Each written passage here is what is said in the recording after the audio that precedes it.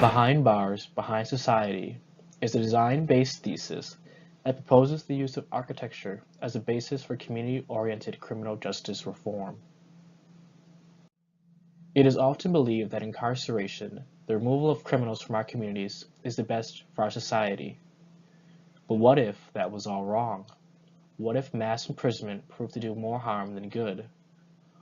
What if our prison system leaves our communities no better than it found them? The United States makes up roughly 5% of the world population, but its imprisoned population, currently 2.3 million in prison, comprises a quarter of the global incarcerated public. In the last 40 years, the incarcerated American population has increased by 700%. This rising issue of mass incarceration has and continues to be a growing social issue within this country.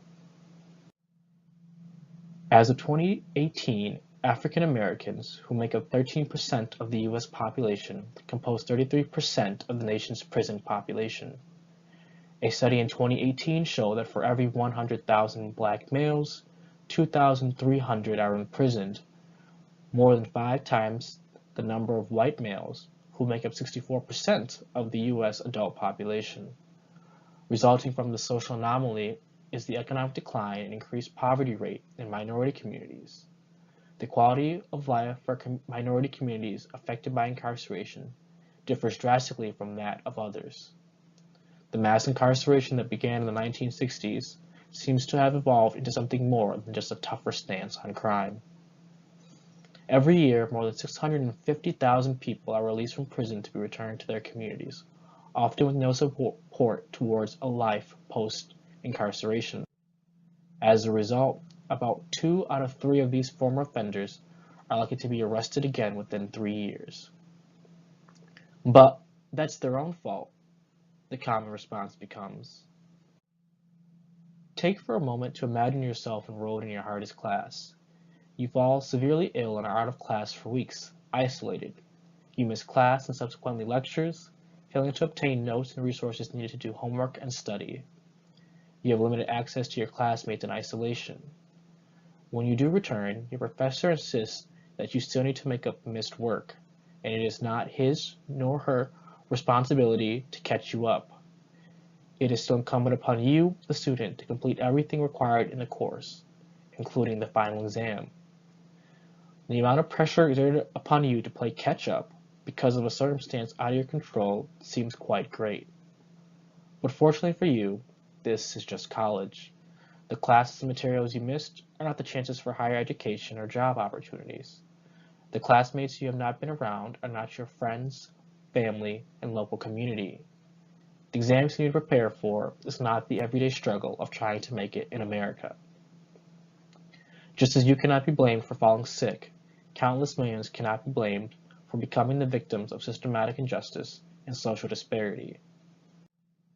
Many individuals are incarcerated annually due to overcriminalization encouraged by factors such as the war on drugs, the prison industrial complex, and racial stigma.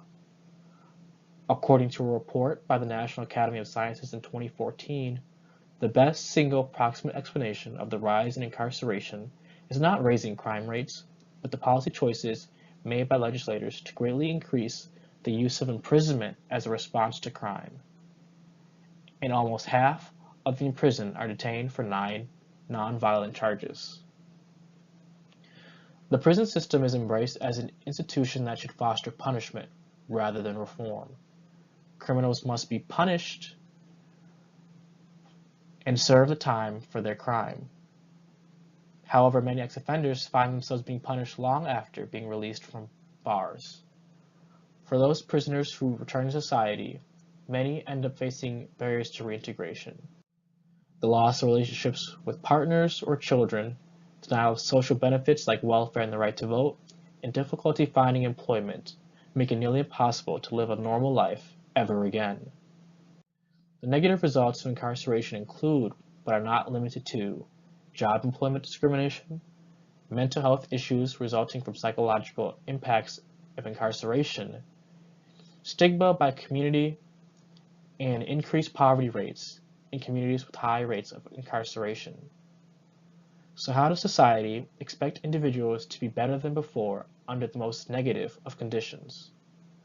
After all, studies show the harder it is for a former offender to reintegrate, the greater the chance he or she may recidivate.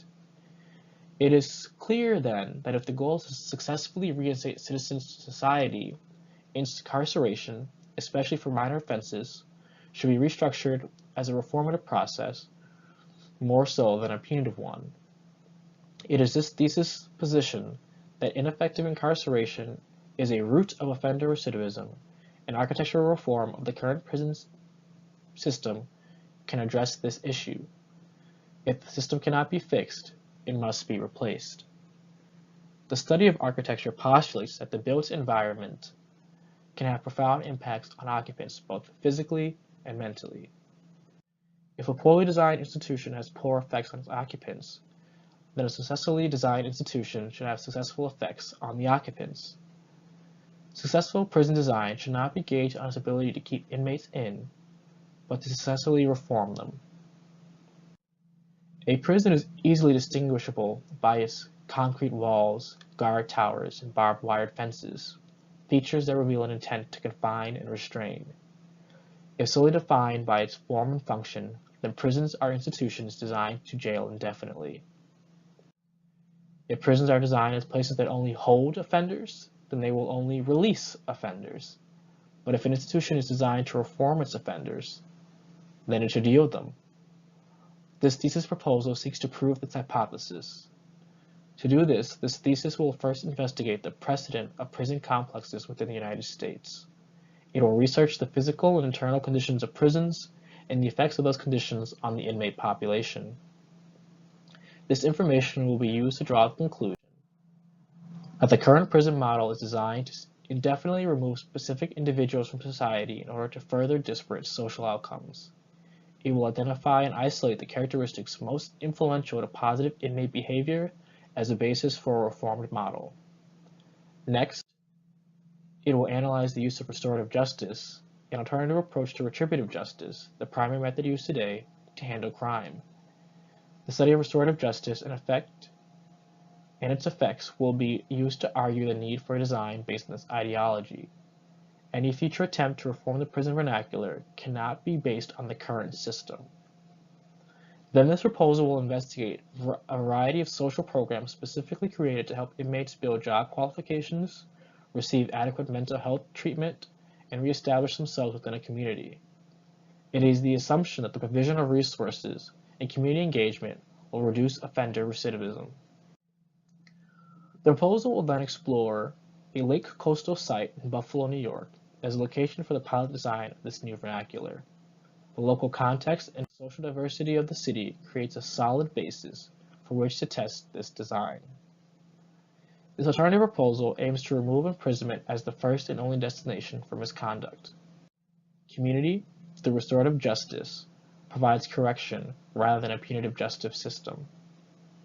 If a community is the lasting victim of both criminal conduct and the negative effects of incarceration, it should oversee the correctional process.